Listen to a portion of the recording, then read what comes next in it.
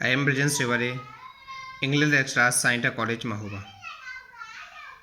पिछली वीडियो में हमने आ गर्ल विद बास्केट की समरी आपको डिस्क्राइब की थी। आज हम इस चैप्टर की पैराग्राफ को एक्सप्लेन कर रहे हैं। I had left new Delhi for the Himalayas. इस लेसन के लेखक हैं जो विलियम सी डगलस हैं। आई हैड लेफ्ट, जब वो निकलते हैं कहाँ के लिए, न्यू दिल्ली से, फॉर द हिमालयास यानी कि हिमालय की जो यात्रा करने के लिए निकलता है विलियम सी डगलस।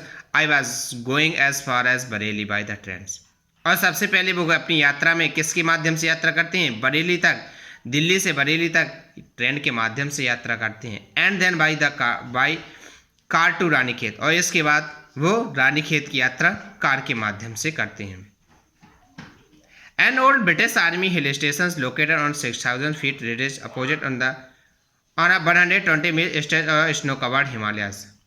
और वहाँ जब अपनी यात्रा के दौरान देखते हैं old British army hill station, एक अंग्रेजों की छावनी होती स्थित होती है कहाँ पर, 6000 फीट हिमालय की ऊंचाई चोटी पर होती है, जहाँ पर क्या होती है, स्नो कवर्ड, पूरी तरह से बर्फ में ढकी होती है चोटी। उस चोटी के ऊपर एक अंग्रेजों की सबसे पुरानी छावनी स्थित होती है।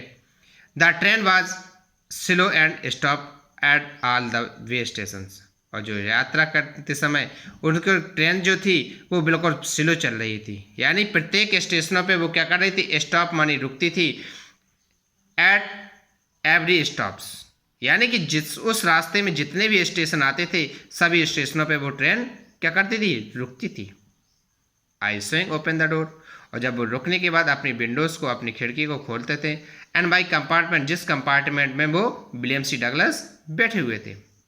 एंड वर्क द प्लेटफॉर्म्स, और निकल करके वो बातें भी देखा भी करते थे कि सिचुएशन यहाँ पर क्या है प्रत्येक प्लेटफॉर्मों की। The platform was packed with peoples, यानी कि जो प्रत्येक प्लेटफॉर्म जो इस रास्ते में पड़ने वाले थे, प्रत्येक प्लेटफॉर्म्स में लोगों की संख्या भरी थी।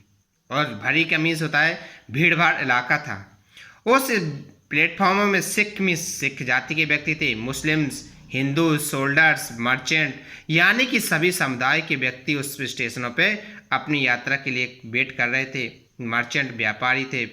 इस प्रकार से प्राइस्ड, पॉर्टर, वेगर्स, हॉकर्स, यानी कि कुली, पुजारी, सभी व्यक्ति उस स्टेशनों पे टहल रहे थे।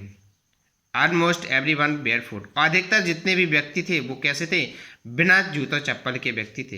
And dressed in the loose white garment, और अपने पहनने के जो कपड़े पहने हुए थे वो कैसे थे, लूज वाइट गारमेंट, सफ़ेद ढीले ढाले कपड़े पहने हुए थे। I would ask at least 3 peoples before. William C Douglas ने 3 पीपल्स यानी 3 व्यक्तियों से, अधिकतर 3 व्यक्ति से उसने बात की, जिसमें से उसने पाया कि आई कुड फाइंड, प्राप्त पाता है कि वन हु स्पोक इंग्लिश, जो अंग्रेजी जानता है, जिससे वो बात कर सके।